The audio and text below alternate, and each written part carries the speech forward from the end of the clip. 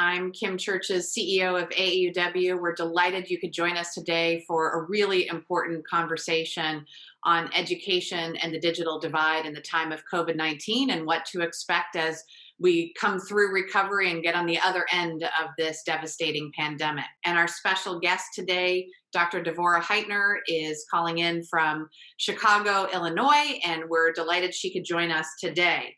So I do want to open today's session just by setting a little context. And I understand and know that many of you who've joined us today are following the news and ingesting the news on a daily, if not minute by minute basis. As a mom, as a working mother as well, I'm seeing very clearly how the COVID-19 pandemic is impacting the way that my child, who's a seventh grader, is learning right now. And she happens to be full-time virtual, meaning that she's doing synchronous schooling 4 days a week and asynchronous 1 day a week, but everything requires digital access to her school and her teachers. So as a mom, I'm thinking a lot about what are the hardware needs she has. Is our laptop and our desktop up to speed so that she can access everything she needs? Is our internet service reliable and high speed? And for those of us in the Atlantic seaboard, you might have seen that just this week, we had major issues on Tuesday and Wednesday of this week due to some fibers cut in the New York area, and it impacted me here in my home. Very difficult to work when you don't have access to Wi-Fi, right? But I'd also say, another big bucket of area here, there's the hardware issue of what you're working on. There's the internet and access to reliable Wi-Fi issue, but there's also training issues, both for students and for teachers, to make sure that we can embrace our digital knowledge and learning, which is going to be lifelong learning as digitization is changing every single day and how we're working. Just imagine all of us, the 205 on today's webinar, and those of us watching once this is taped and viewing it on our website later, many of us had never even used Zoom, right? 10 months, 12 months ago, and now it's such an enormous part of our lives. So it is very much fully ingrained into what we're talking about today in the national pre-K through 12 education systems. And it really is about understanding where you live. Deborah and I were talking earlier, this is like an experiment in federalism, because we know how education is conveyed to students and families in Tulsa, Oklahoma versus Miami, Florida versus Chicago or Seattle. Or here in Washington, D.C. can be very different. But as we're really thinking about the digital divide and making sure all students, all families have access to make sure that their kids can persevere and persist in this very uncertain time, that's a lot of what we'll be talking about today. So I especially want to thank Geico for supporting us in this webinar and so much support throughout the years. And also want to especially thank Dr. Deborah Heightner for joining us today to share her expertise. And also want to again thank Geico for their support for this important topic today. And let me introduce our special guest. Dr. Deborah Heightner is an AAUW fellow alumna. She actually received a fellowship as she was pursuing her graduate work in her field. And she is a nationally renowned expert on young people's relationships with digital media and technology. Deborah is the author of Screenwise, which you can see on your screen right now, helping kids thrive and survive in the digital world. Certainly something that we're addressing right now in real time over the last 10 months in this pandemic. And she's currently working on a new book about teenagers, privacy, and reputations. Her work has appeared in the New York Times, the Washington Post, the Wall Street Journal, CNN, Time Magazine, and Education Week. And she's also become a good friend to all of us at AAUW. I'm especially delighted that she could join us today. Deborah lives in the Illinois area. She has a PhD in Media, Technology, and Society from Northwestern University and has been teaching at DePaul and at Northwestern. And she, like me, is also raising her own digital native. And we'll talk a little bit about our experiences as working mothers, working from home with kids learning from home too in this session. So Deborah, welcome. And thanks so much for joining us today. here from snowy Chicago. Thank you for having me. Yeah. And so, yeah, so much of the time I'm talking with parents who are worried that their kids have too much connectivity, right? And are spending too much time with screens.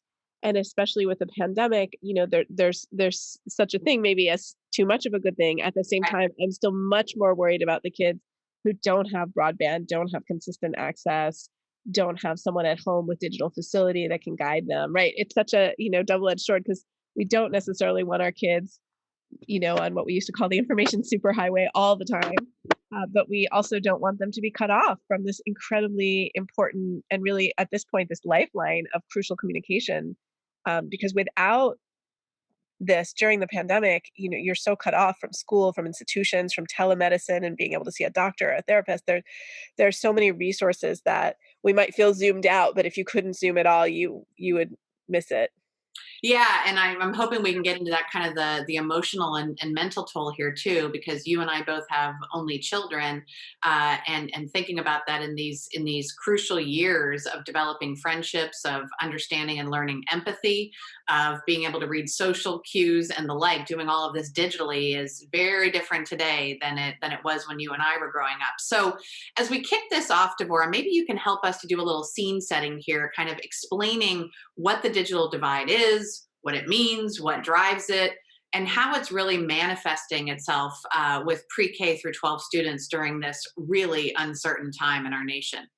Yeah, I mean, so the digital divide, we talk about the digital divide in terms of access, right? And there are different levels of access that someone can have. And we also now talk about something called the participation gap, which is a way of understanding how someone can maybe have some digital access or have an email account or have some maybe access to a 5G network, which a lot of people have through their cell phones, but still be maybe on the not so a resource side of the digital divide in terms of being able to really access everything that the internet can do. So when you think about even now the struggle, for example, to get seniors vaccinated, and most states have prioritized seniors, only a few have done other things.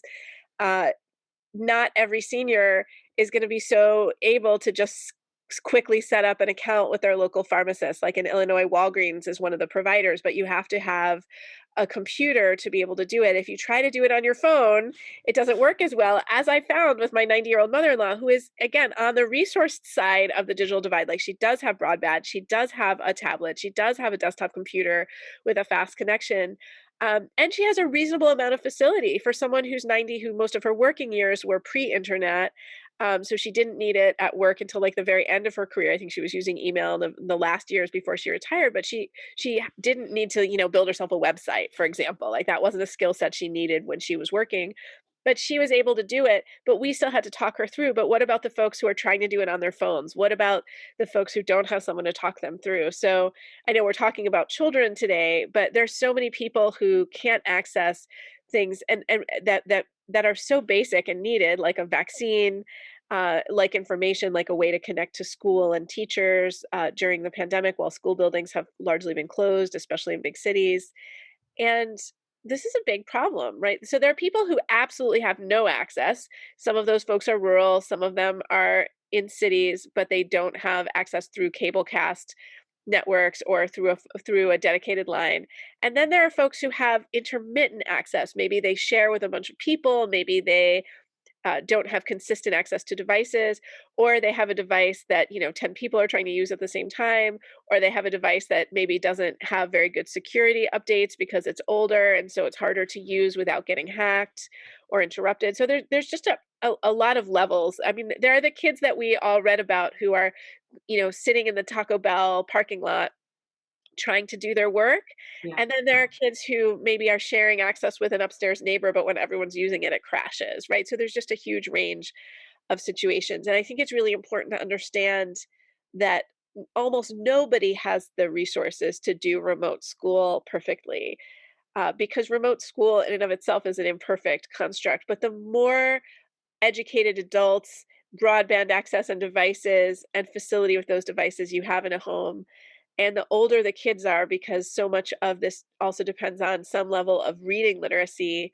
So if you have a third grader and up who can read the directions on what comes home or can access the different applications and portals, that's already a huge advantage. But for many kids who are outside of that, where English is not the primary language, where there isn't a parent who can troubleshoot, where the tech is maybe being borrowed, again, like with Wi Fi access, maybe it's not something they officially have. So if it's not working, there's no one to complain to. There are all kinds of reasons why this isn't working well for people.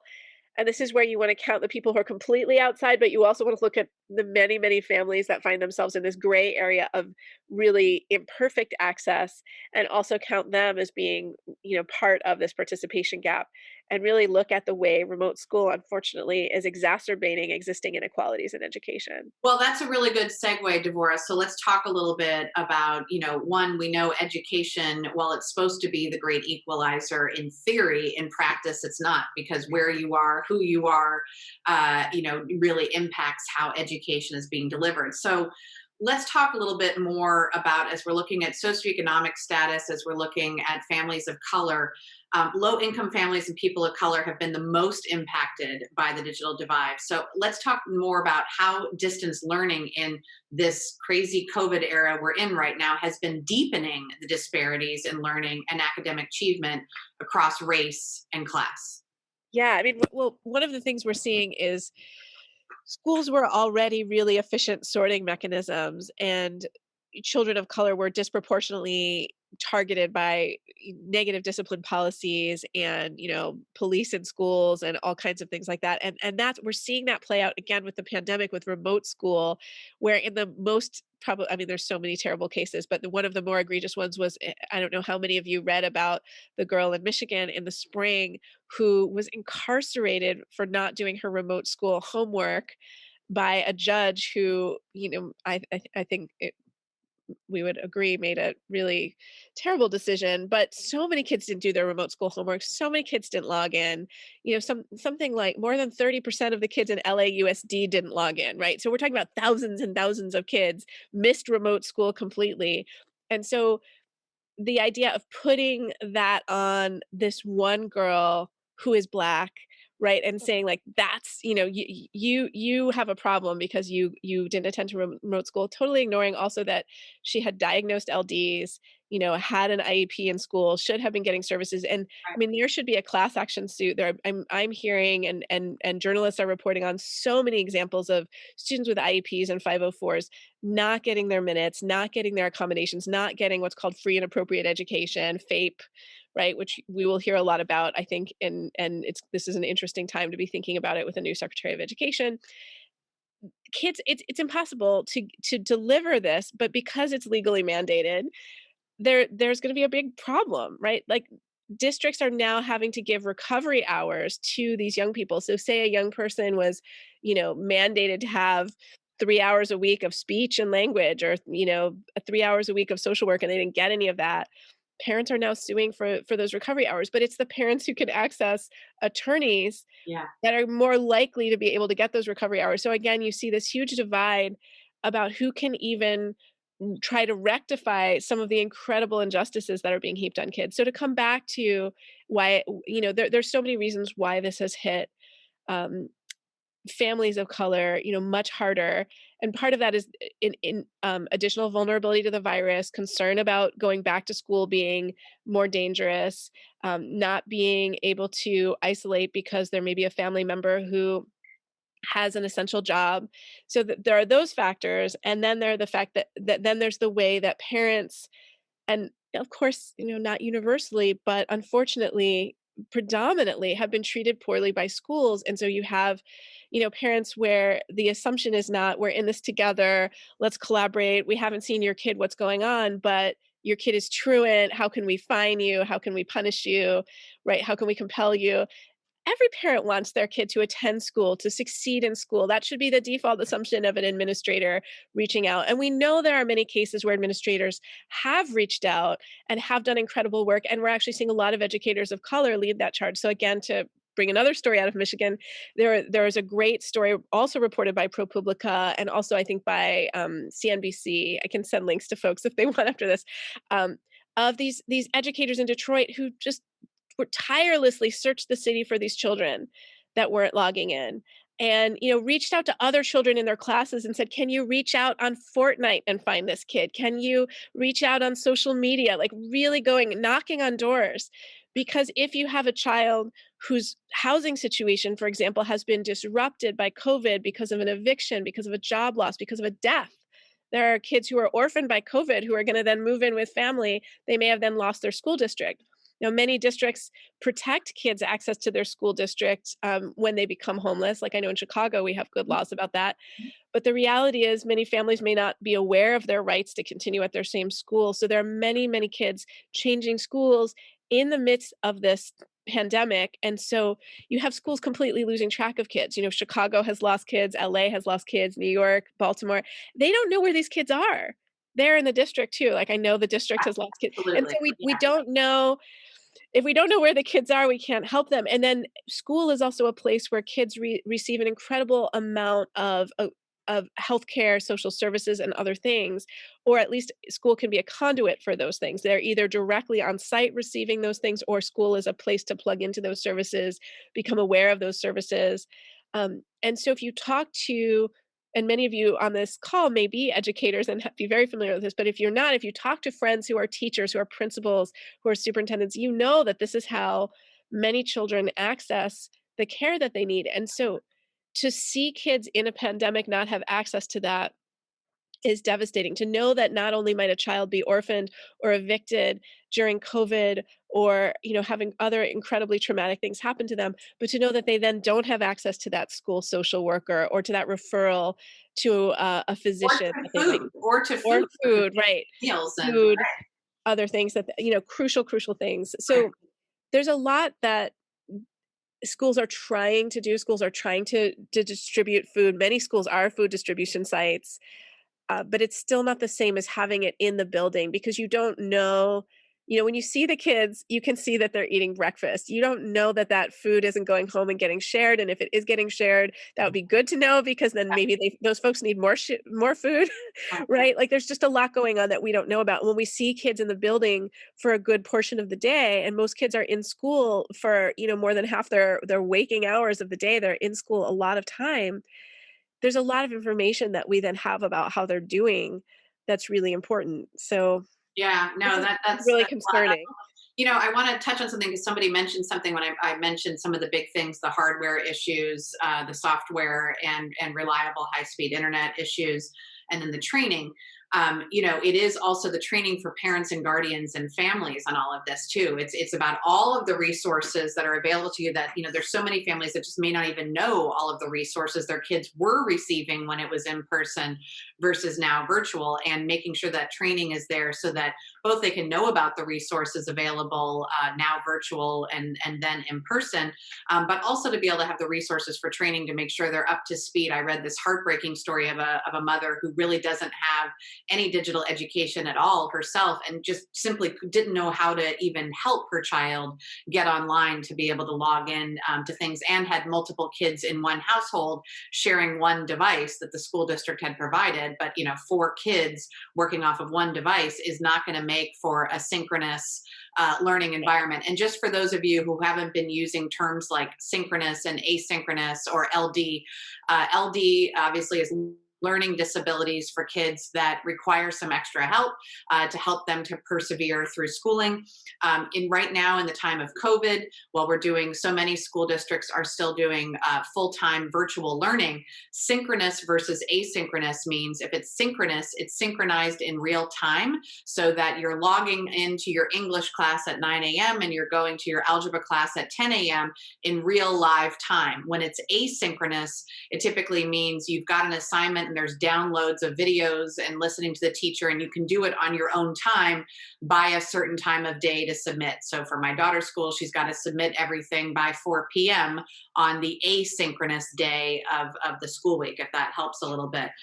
Deborah, let's talk a little bit about some of the barriers here, because even as we're hearing a lot in the nation about the COVID-19 economic recovery plan, and we at AAUW are obviously really focused on women, working mothers, on women of color in the workplace and in education. And so we're really looking at all that the COVID-19 pandemic has really laid bare, put, in the spotlight for us of all of these inequities, including the digital divide.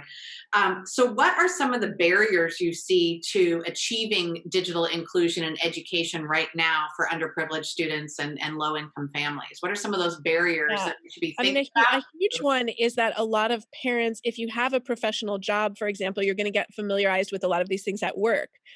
But if you work in the service industry, if you work, say you work driving public transportation, or you work cleaning people's homes on an ad hoc basis, like A, your income just took a huge hit if you're a house cleaner or potentially public transportation, like these people are furloughed. But B, why, you're not necessarily learning to use something like Slack or Google, Google Classroom at work. And so because the school tech is hoops to jump through. I mean, I have a PhD in media technology and society and an undergrad degree in film and media, and I have found there to be a learning curve with my kids' school tech. So let me just say some of this stuff is not so user friendly, not so intuitive, not so easy, even for those of us who think, oh, I'm pretty techy. But if you are in a workplace where you're doing some of this stuff every day, you might feel just more confident about it. You also might feel more entitled to ask the teacher and kind of bug somebody until you get the help you need.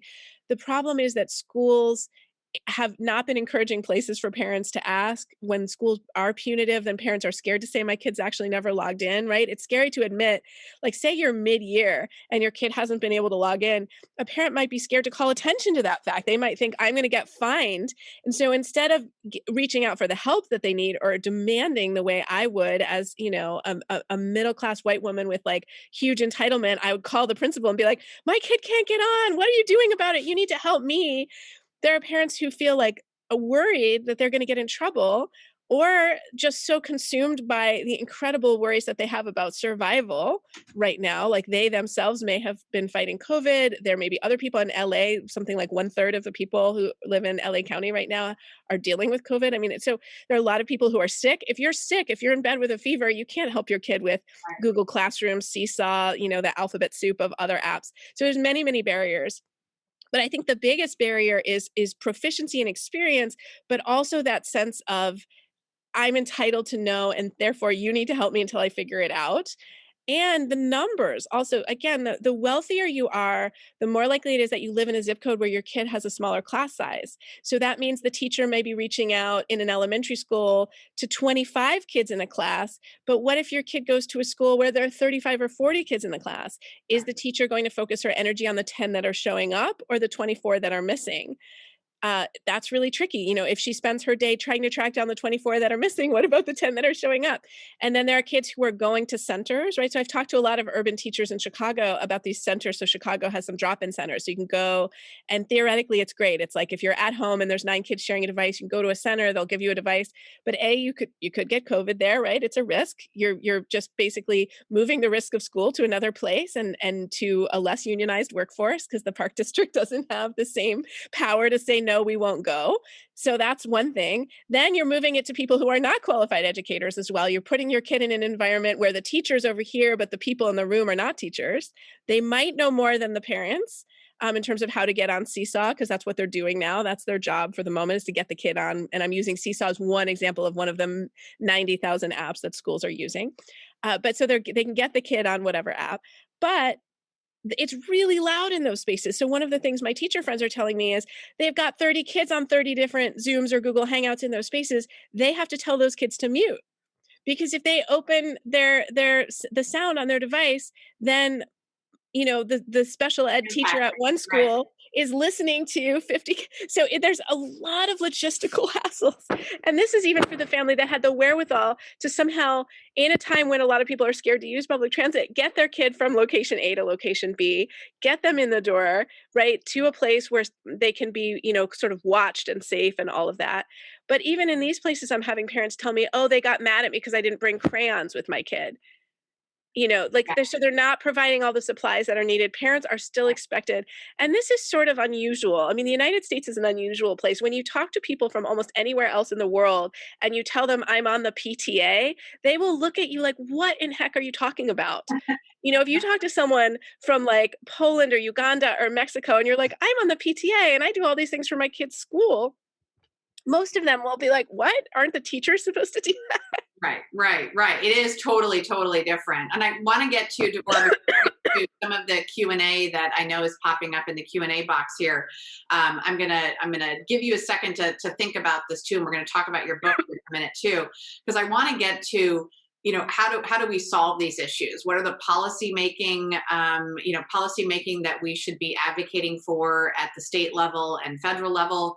Maybe we can even talk about what advice you give to the new Department of Education cabinet member, and what can we do as citizens in this? But let's talk for a second about your book Screenwise. And you made the case in the book that with parental support, children can thrive in a digital world, but that comes from a place of privilege as well, just as we've been talking about today, right? Like there's stuff that I can do and you can do that there are so many families who can't. Somebody put in the chat box, like, don't worry, basically the kids know how to get on. And that's not the case for all kids. That's being assumptive that, all kids have the same digital abilities. And we all know all kids are individuals and they learn differently. So let's talk a little bit, tell us a little bit more from your book perspective of all of your research about the importance of generational digital literacy for pre-K through 12 education for traditional learning, what we used to do before March of 2020, and for distance learning. And I'd love to know, just as a fellow parent, if how you approach screen time has changed during the pandemic with your kid. I know it has changed for mine, and I'm curious on that. So first, talk a little bit about the importance of generational digital literacy, and then maybe you can just talk about how your own thinking has perhaps changed, or maybe it hasn't during the pandemic. In terms of generational literacy, I think many of you listening who work in intergenerational workplaces have probably seen this where, you may have someone on the team who wants to text, someone else who wants to do everything via email, someone else who still leaves long voicemails, and then you might hire, a young intern who didn't even turn on the voicemail on their phone because what is voicemail? So, I mean, we're just seeing really different ways of communicating and preferences even in the workplace among adults where maybe younger, adults right out of college might have one set of experiences. And it's absolutely possible to bridge all of that. It's really important more than ever that we're all explicit. When I was teaching university, I would tell my students that if they emailed me in the middle of the night, I wouldn't get back to them right away. And I found it was imperative to be explicit about something that might seem really obvious to those of us of a certain age, right? But just to say hey, if you email me at 3 a.m., you're not going to get a response at 3:15. That's not what's going to happen. And so these are the times that I'm on email. This is a response time that's, reasonable for you to expect. And these are my boundaries. And to communicate that is respectful and helpful. And teachers now need to do that with students and parents. Before COVID, I would have said that email is actually incredibly burdensome in some ways on teachers, that I, as a parent, think a lot about emailing my son's teacher during the day. I will email if I need to. It's really helpful to me as a working parent. And, I'm assuming that she's not going to be accessible during the day, though. I do not email a working school teacher between 9 and 4 or 8 and 4 or whatever and think, oh, yeah, she should get back to me right away because she's teaching students all day or in incredibly tight prep or supervising lunch or recess. There is no time. And so I try to batch my requests. Now, during COVID, I think email then becomes even that much more crucial. And many of us are frantically emailing the teacher when, our kids can't get on or things like that. So it's important to be realistic about our communication expectations, to be explicit about our boundaries and preferences, to train other people. And that, to teach students, for example, how to write an email, how to write a response if you're doing a chat in class. We can't expect students to follow the rules of civility or knowing how not to be inappropriate if we don't teach them. And so there's just a tremendous learning curve because you have people who are just, as you said, learning their social skills and peer relationships. And then we're taking this into the new place. Yeah. Kids didn't need to learn to text until they got their first phone, but now you have second and third graders texting in an elementary school classroom. So we need to hold the phone for a second and say, wait, let's teach you how to do this. What are the strategies? What's important here? And then in terms of how parenting has changed, I think for many of us, screens can bring us together. It's the way we're seeing our extended family. Otherwise, it's just the pod of the three of us at home. It's an incredible way for my son to keep up with his grandparents and his other extended family and his friends. But it's also bringing in things that we wouldn't have had with an 11-year-old, right? So we have to think about, do we want him to have a Discord channel? Do we want him to use YouTube?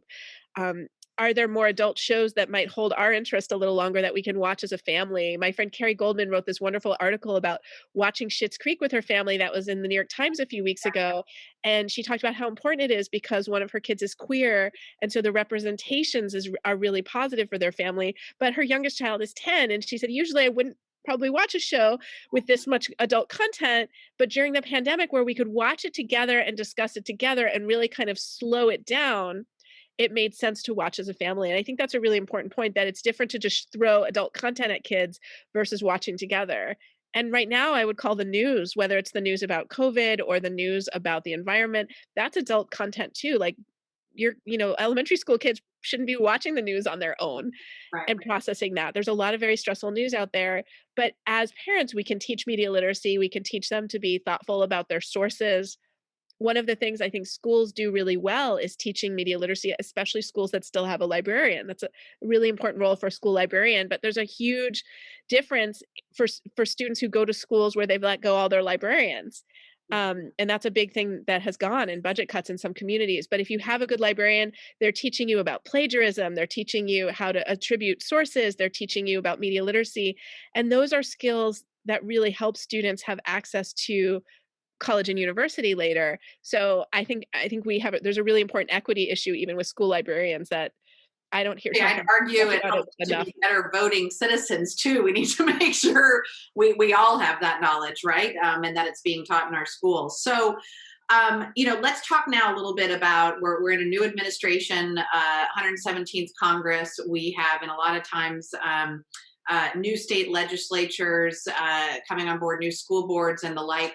As we're thinking about solving a lot of these issues. So I can I'll just say a couple things of what I understand of the hardware issues. One is really making sure everybody who's on here understand that even in districts that are well funded and that can get hardware, actually get laptops, Chromebooks, iPads or the like, tablets or the like, into kids' hands, there's a huge worldwide supply chain issue. If you like to work out at home and you've tried to buy hand weights and dumbbells, you know that they've been back ordered or getting price gouging. And I know too many school districts have had issues with, at the beginning of the pandemic, trying to order and then stage and tier hardware deliveries and hotspots or portable Wi-Fi devices to have reliable internet service so that they could serve the most financially needed families first and then tier it out. And I'll give you that example is I'll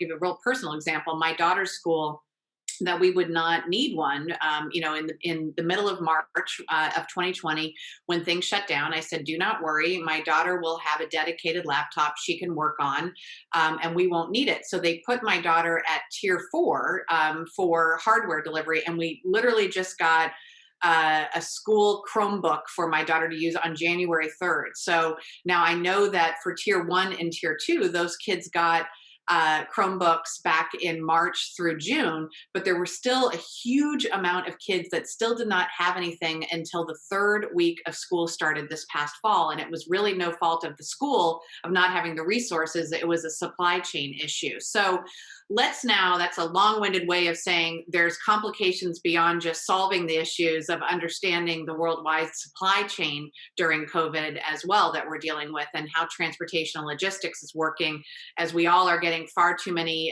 Jeff Bezos Amazon boxes on our doorstep every day.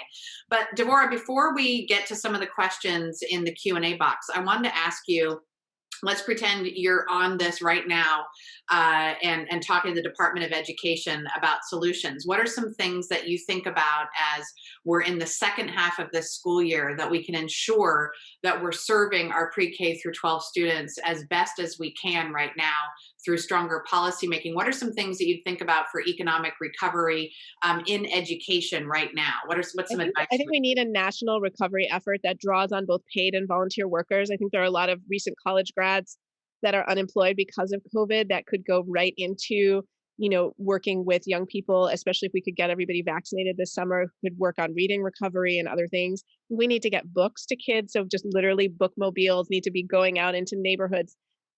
Kids need physical books, and not, there are many reasons why you don't want your kid to do all their reading on a tablet. So just getting books out to families, printers which are really actually cheap technology now, but getting printers to communities and helping families learn to use printers, and just making sure, again, if you have multiple kids working in a room at once, maybe some of them can be doing the math worksheet by hand because you printed it, and another kid can be using the portal to do something more interactive and synchronous. So there's a lot that we can do to make this better. But I also think we need to assume that kids are going to come back with a fair amount of trauma, with some struggles with socializing and other things. And we need to think of this as, just like we're mobilizing a war effort to get out more vaccine, we need to then think about all these seniors once they're vaccinated. Okay, so if your state did seniors first, there's a lot of 65 and ups who would love to, once it's safe to be around kids, tutor a kid in reading or math. So if we can start making those connections happen, making sure that it doesn't all, sort of sit in an affluent area where we're saying like, oh, and someone who lives in an affluent zip code is going to tutor someone else in an affluent zip code, but figuring out how to make those connections across urban areas and across suburban urban lines, and maybe it's even on Zoom, but it's one-to-one, because we know when we're doing Zoom, it works and other kinds of video calls. One-to-one is still much better than one-to-many. So even if we can't get people physically into spaces together to do tutoring, either because of vaccines or distance or other things, if we can start getting folks connected to help. And then we really need to look at, I mean, these changes to college admissions are incredibly important, looking at the onboarding to college differently. I love to see that standardized tests have been disrupted. I love to see so many schools going test optional. The tests, there's a great Paul Tough book that came out last year that really talks about the differences in access to college, and tests are a huge part of that. So I would love to see that whole industry get disrupted, and to see colleges become places, and community colleges as well, become places of access, and pushing us back towards equity. I mean, this is an incredible time, and we've seen so many women pushed out of the workplace, so many young people unable to enter and get their first job. So we're going to need almost like a WPA style program to get people back to work, and to get kids. And I think the word, we don't want to say caught up really, but to get kids comfortable again, and to get kids learning again. And so much of that too is making it interesting. I mean, a lot of remote school has also just been terribly boring, just busy work. Right. And so we need to think beyond that. And as a parent, I've been so lucky to be able to do some homeschool with my kid and let him do some projects, but that's just privilege that I have as someone who is already working from home and only have one kid, and he's 11, so he can do some stuff on his own while I work. And he had strong interests that were already developed from being in a really robust school and being in a community that has a lot to offer in terms of museums and libraries and all of that. But libraries are really stepping into this space too, and I'm excited to see what libraries can do. And if you don't know what's going on in your community library right now, they may be offering a lot more for kids and families than you realize. My library is offering online D&D, online anime night. There's a lot of social pieces and informational pieces that they're offering that are very different than what schools are able to do right now. So I would look to libraries and other institutions to see, what's out there. Yeah, I think that's a really good point, Deborah, that it's not just schools, traditional places of learning for pre-K through 12 to provide all of the solutions here. There's a philosophical question in the Q&A that I want to bring up, because this is something we've been thinking about a lot. And it's, what is more harmful, the loss of a school year or the extra stress we're putting on families in this time? And that is, whew, that's a biggie, isn't it? We almost need to do that over a cocktail. But I will say, just on a personal level, I think what's amazing about this time, we've done some work at AAUW thinking about the class of 2020 and recent graduates in the last 18 months to 24 months, as we're moving into economic recovery once we get to herd immunity with the vaccine distribution, of course, and thinking about recent college graduates, looking at recent high school graduates, looking at kids that are in those prime years of elementary school, middle school, and high school, and what do we do with the losses of this past year? How do we ensure their both educational learning and their emotional learning is intact, and all of this? And so I ask that of you. Your philosophical approach to of is it about a loss of a school year or this extraordinary stress that we're putting on families?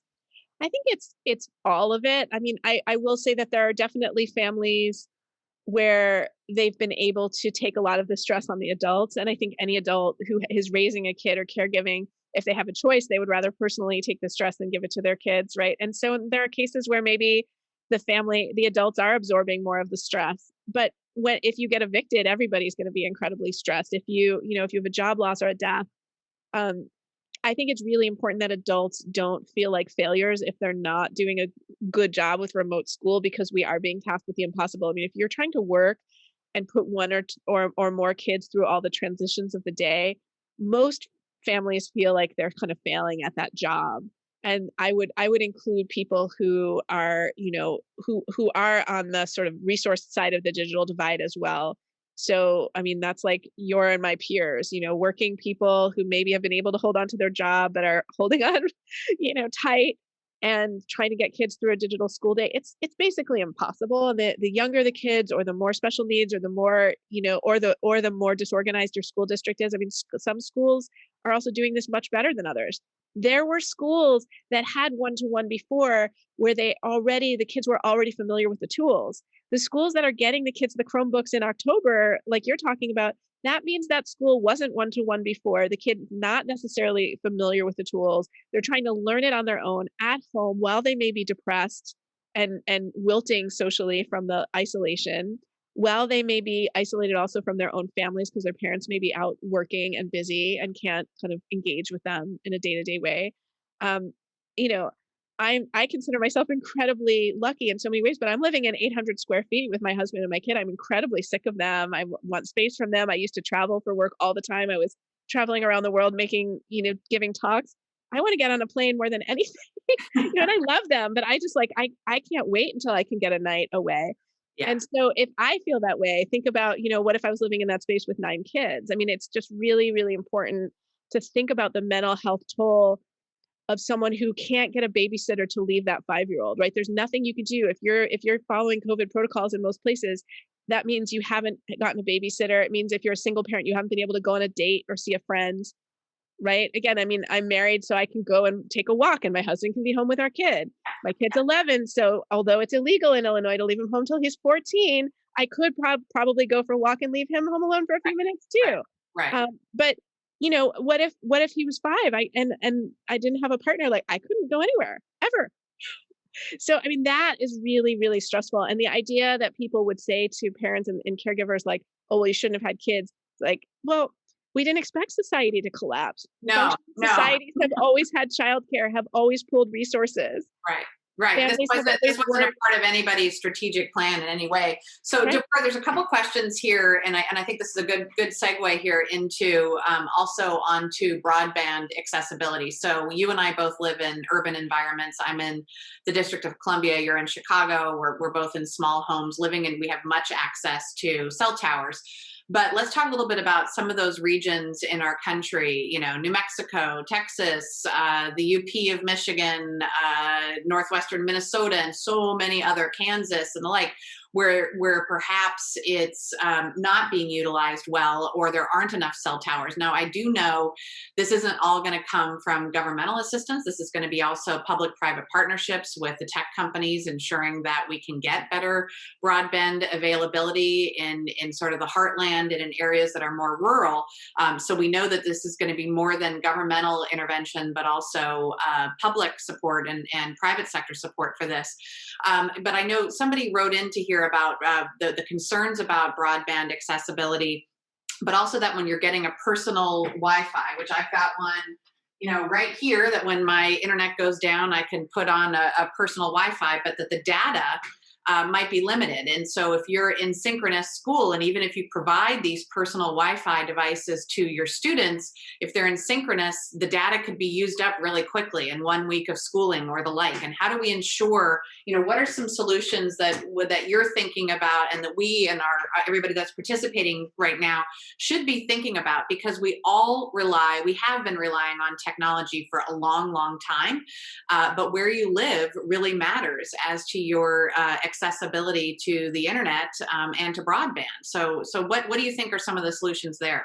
I mean, again, printers and doing some things that don't involve a video call, even phones. There's some great things happening with teachers and social workers and other folks calling families. So if they do have either a landline or a cell line, or just using only the audio function. So a lot of folks don't like if their students turn off the cameras, but that tremendously cuts down on the amount of data. So in addition to solving the problem of a teenager not wanting to see his or her own face all day, or kids feeling self-conscious about their homes and all the other privacy reasons kids turn off their devices, turn off the cameras on their device.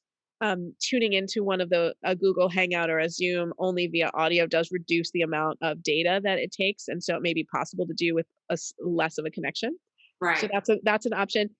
Trying to reproduce the school day doesn't really work. The schools that are doing that, that are really trying to keep kids from, 8 to 3 or whatever, most kids really can't sit on Zoom that long. Certainly elementary and middle school kids that I know are not doing well with that.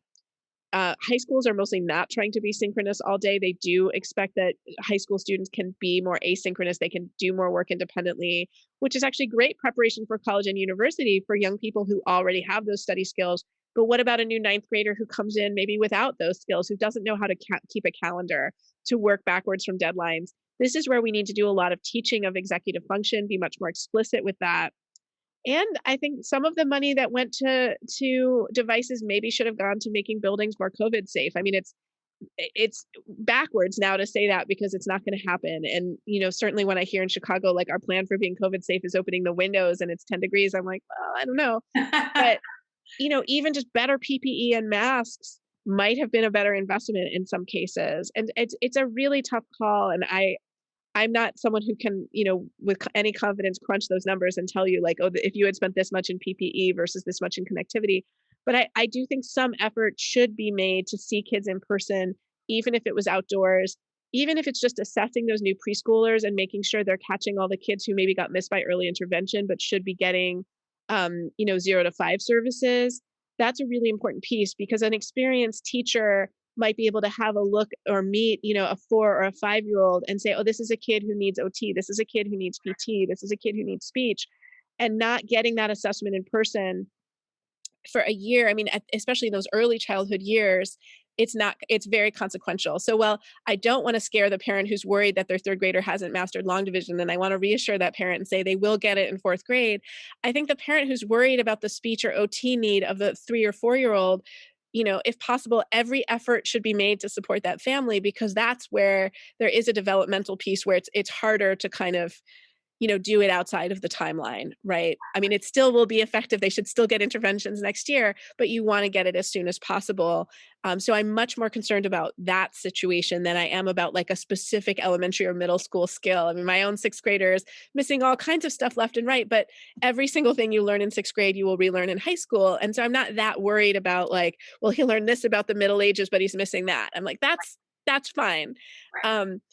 But he already got all the, OT he needed when he was little. But it is really important that we try to see kids in person. And so the districts that were able to be flexible and do that outdoors, um, and there's a Even in attitude. states like Maine, right, where you are dealing with more extraordinary weather, you're seeing a better attention to some of those services up front. I think that really makes a lot of sense. I want to go back to one other thing you said, Deborah, about when we do have remote areas that are really struggling with broadband and connectivity for students and for teachers in those areas, right? I think that importance of using printers, giving printers, providing paper, books, and one of our participants wrote in that certainly our kids need books, and she mentions here that you can check out DonorsChoose. Many teachers have projects to purchase books for their students. No donation is too small. I'd also encourage, reading is fundamental. Good old-fashioned RIF is still working to provide more books into young readers' hands and young students' hands. So that becomes a continued tough issue. There's a couple of comments in here, Deborah, just sort of the lack of preparedness of, and I would say this is all of education, including higher education. And I've been doing a lot of speaking on the future of higher education and the future of education. But how do we ensure that, certainly you or I, when we first met in 2019, never anticipated what 2020 and 2021 would bring to us. But how do we ensure that our educational systems are preparing for digital education, and what does that sort of hybrid look like to you, once we're past the pandemic? Well, everything that we've learned during this time of how to educate remotely and the like, and how do we make sure our schools and frankly our colleges and universities are better prepared for the future of education and technology?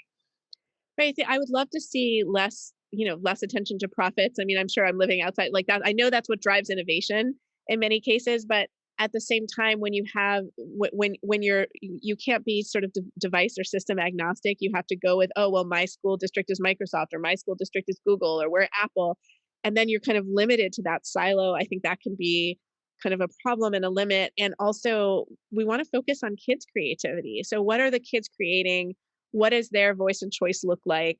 And so much of that is really it's relationship based. And so as much as these technologies are amazing, the best things that they do is keep us in touch with one another. And so I think it's important not to lose sight of that, right? It's not about the app, it's about what does the app, elicit from this child, and who responds to that. Right? You could have a kid who's making incredible drawings on an animation, but what they're going to learn from the drawings is when they tell their mom or dad or another caregiver about the drawing and have that conversation. And so this is really what we know, even, I mean, and this is old media research from like the 60s and 70s, where it's the joint media engagement, it's the processing it with a teacher or a caregiver or a friend.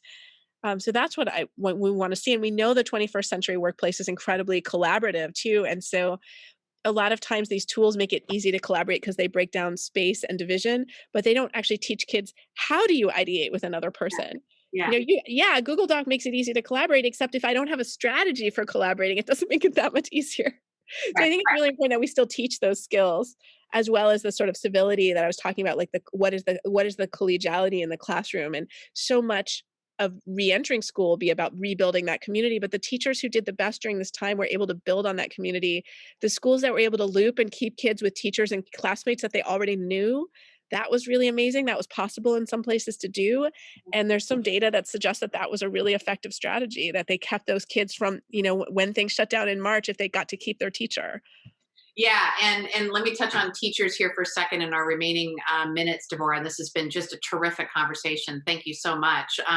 There's a couple questions in here too about teacher preparedness for online teaching and how we can be working with teachers unions. Because I mean, look, I'm a former high school English and journalism teacher. That was my first vocation, and I'm thinking back to my old syllabi, and you can't just take an old mimeograph syllabi of what worked in person and translate it to digital and online learning. So, what are you seeing out there around in teachers' unions, in teacher prep, in teacher education, and ongoing education here to make sure that teachers are prepared in this too, because it's not just the families and students that need the preparedness, it's the teachers as well.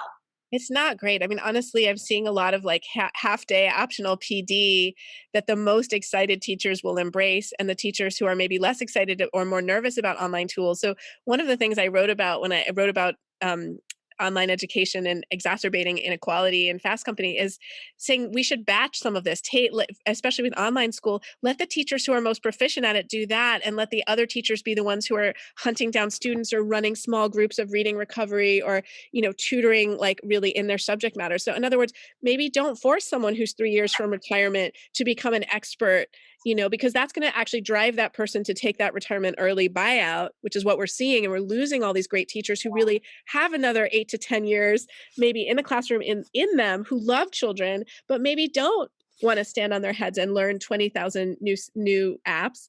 And the other thing is, it's not about the apps. It really has to be about what the apps enable and the pedagogy. And so if the PD, the professional development focus, is just on here's this cool app and doesn't this have some nice bells and whistles? And it's kind of like when whiteboards were introduced, everyone was like, oh, whiteboards Oh, are going to be education. A whiteboard is a useless thing on the wall unless you have some plan for it. And so it's all about really helping educators figure out what tools will help them, and also celebrating what they're doing that's working, and batching again, so that you don't have everybody in a district trying to learn how to use green screens and pulling all-nighters, when when you could split that work and have one person develop maybe a really good lecture on a green screen that a bunch of kids see who are in the same curriculum, and then another teacher running small groups. And right. this was very inefficient. And what we're seeing is, because again, we don't have a national or a state curriculum, every district is doing their own thing. Even within districts, every school, every teacher is doing their own thing. And it's great to have that level of individual choice in some ways.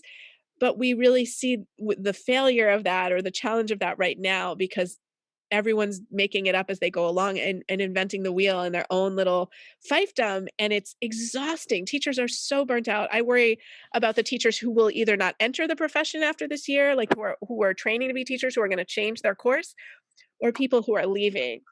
And so we're going to have to do a lot of incentivizing to get people into schools. And that's very, very concerning right now to me.